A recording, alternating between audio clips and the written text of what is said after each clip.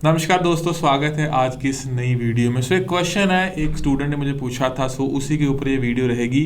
क्योंकि आपने नॉर्मली सुना होगा कि कनाडा का जो वीज़ा रिफ्यूज़ल के बाद भी आता है, लेकिन पर्टिकुलर अगर बात करें तो क्या 4-5 रिफ्यूज़ल के बाद भी कनाडा का स्टूडेंट वीज़ा आता है? क्या पॉसिबिलिटीज़ रहती है, किन प्रोफाइल पे आ सकता है? क्योंकि आपके पास भी स्टोरीज होगी जहाँ पे किसी का 8-8 रिफ्यूज़ल के बाद भी वीज़ा आया होगा। तो जानेंगे कि रिफ्यूज़ल के बाद वीज़ा लेने के लिए कौन से फैक्टर होते हैं कि जिनकी वजह से 4-5 रिफ्यूज़ल के बाद भी वीज़ा आने के चांसेस होते हैं। वीडियो को अंत तक देखें, हो सकता है कि आपको डिटेल में पता चल जाए कि क्या आपको अब रीअप्लाई करना चाहिए। 4-5 रिफ्यूज़ल आ चुकी है तो उसके बाद वीज़ा आ सकता है कि नहीं आ सकता। डिटेल में जाने के लिए वीडियो को अंत तक देखें। And for student visa application, visa office की टीम को आप कॉल कर सकते हैं। जनवरी ऑलमोस्ट क्लोजिंग की तरफ जा रहा है, मई के एडमिशन चल रहे हैं। आप 9041090410 पे कॉल करके डिटेल्ड इन्फॉर्मेशन जो है वो हासिल कर सकते हैं। सबसे पहले स्टार्ट करेंगे आपके इसी क्वेश्चन के ऊपर कि क्या कनाडा का वीज़ा 5 रिफ्यूज़ल 4-5 रिफ्यूज़ल के बाद पॉसिबल है कि नहीं है। तो यहाँ पे मैं बता दूं कि यस, ऐसा पॉसिबल है। कनाडा की मल्टीपल रिफ्यूज़ल के बाद भी वीज़ा लिया जा सकता है। यूके में डिफिकल्ट होता है, यूके से इसका कंपैरिजन आप ना करें। कई चीज़ों के लिए यूके अच्छा है, कई चीज़ों के लिए कनाडा अच्छा है, क्योंकि यूके में बाद में एडमिशन ही देती है यूनिवर्सिटी अगर एक रिफ्यूज़ल आ जाता है। कनाडा में कॉलेज को कोई प्रॉब्लम नहीं, चाहे जितनी मर्जी रिफ्यूज़ल हो, आपका गैप भी बढ़ चुका हो, कॉलेज को कोई इशू नहीं है। अब बात करते हैं उन फैक्टर पे जिनको आपको ध्यान में रखना है अगर आप रीअप्लाई कर रहे हैं 4-5 रिफ्यूज़ल के बाद। पहले तो अगर 4-5 रिफ्यूज़ल आई है तो एक चीज होती है जो वीक पॉइंट प्रोफाइल में बन जाता है कि एप्लीकेंट कुछ नहीं कर रहा होता। नॉर्मली ये +2 वाले बच्चों के लिए चैलेंज होता है, क्योंकि ग्रेजुएशन वाला बच्चा जो जॉब वगैरह कर रहा है तो उसकी चाहे 5 रिफ्यूज़ल आई, देखिए फैक्टर होते हैं प्रोफाइल वाइज। अगर आज एक कहे +2 वाला बच्चा जिसने 16-17 में +2 की है और 8-10 रिफ्यूज़ल लेके बैठा हुआ, बीच में कुछ नहीं किया, तो उनके वीज़ा के चांसेस जो है वो ना के बराबर है। क्यों? क्योंकि आपका इतना ज़्यादा गैप पड़ चुका है, आपने मल्टीपल रिफ्यूज़ल भी ली है, मतलब आपका प्रोफाइल वैसे के पास ऑलरेडी स्टोर है। इस टाइम पे आप और कुछ नया नहीं लगा सकते कि मैंने ये किया था वो किया था, वो सीधा सीधा बैन लगेगा। ऐसे केसेस पे नहीं वीज़ा लिया जा सकता। हाँ, अगर फिर भी 18-19 पास आउट तक मैंने देखा है कि वीज़ा आ सकते हैं, चांसेस होते हैं, मतलब 2-3 साल के गैप के बाद कोई रिस्क लेना चाहता है 3 साल से ज़्यादा गैप वाला लगा सकता है अगर मल्टीपल रिफ्यूज़ल आ चुकी है। लेकिन इसके बाद आपको जो है अदर कंट्री का ऑप्शन देख लेना चाहिए, क्योंकि इसमें फैक्टर होते हैं। पहला फैक्टर होता है कि आपका रिफ्यूज़ल आया क्यों। एक होता है नॉर्मल रीज़न, तो आप रिप्लाई कर सकते, कोई इशू नहीं। एक होता है सीधा सीधा लैंग्वेजबिलिटी का, उस पर आपको देखना चाहिए कि लैंग्वेजबिलिटी का ऑब्जेक्शन लगाया तो सेकंड टाइम भी लगेगा अगर आपने इंप्रूवमेंट नहीं की। आपने अगर एजुकेशन को लेके है तो आपको कोर्स देखना पड़ेगा, जहाँ पे अगर आपकी एजुकेशन वीक है तो आपको कौन सा कोर्स है जहाँ पे आपकी वीक एजुकेशन के ऊपर भी आपके जो है जैसे 55% वाले बच्चे होते हैं आपको वीज़ा मिल सकता है। तो कुछ फैक्टर आपने काउंट में रखने हैं। ऐसा नहीं है कि हर किसी को रिफ्यूज़ल के बाद वीज़ा मिलता है, डिपेंड करता है आपने इम्प्रूव क्या किया, आपने नया क्या लगाया, ना आपने प्रेजेंट नए तरीके से क्या किया।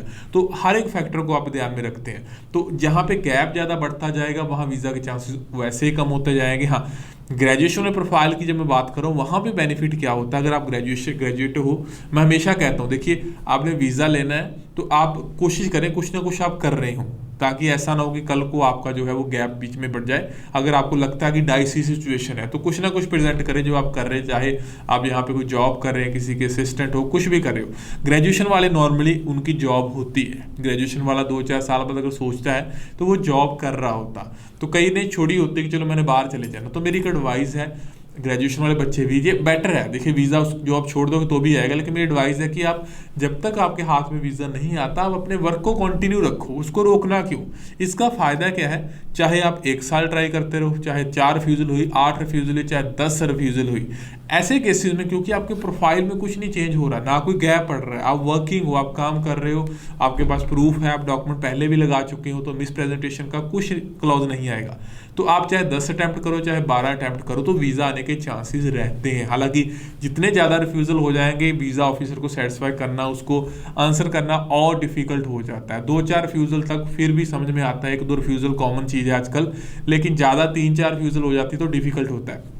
अब जिसको पता है कि गैप पड़ चुका है, अब कुछ नहीं हो सकता, लैंग्वेजबिलिटी का ऑब्जेक्शन है, व्हाटएवर, आपको पता है कि अब इसमें कुछ होना मुश्किल है, तो आपको अब डिसाइड कर लेना चाहिए यूके के लिए। क्योंकि यूके ऐसी कंट्री है, अगर आपके +2 के बाद भी 3-4 साल का गैप पड़ चुका, आपने कुछ नहीं किया, तो भी वो आपको वीज़ा देते हैं। ग्रेजुएशन के बाद भी अगर गैप 3-4 साल का पड़ चुका है, कुछ नहीं करे, तो वीज़ा मिलता है। लेकिन ये दोनों तरह की प्रोफाइल कनाडा में वीज़ा नहीं ले सकते। तो रियलिटी है कनाडा वीज़ा आता है आफ्टर मल्टीपल रिफ्यूज़ल, लेकिन आपको आप पे डिपेंड करता है कि आप उसको जस्टिफाई कैसे करते हैं, आपका गैप कितना पड़ चुका है, आपके रिफ्यूज़ल का रीज़न क्या है। तो आप ड्रीम कंट्री आप अटैम्प्ट कर सकते हैं, लेकिन आप एक चीज़ को नोट कर ले, आपको पता हो आपने कब फुल स्टॉप लगाना है। जी हाँ, कड़वा लग सकता है, लेकिन हो सकता है कईयों को लगाना पड़ता है कि उनको कनाडा ड्रीम को छोड़ना पड़ता है बाकी अदर कंट्री के ऑप्शन, जिसमें यूएस होता है, या फिर जो बेटर ऑप्शन है कि आप यूके का ऑप्शन दे सकते हैं।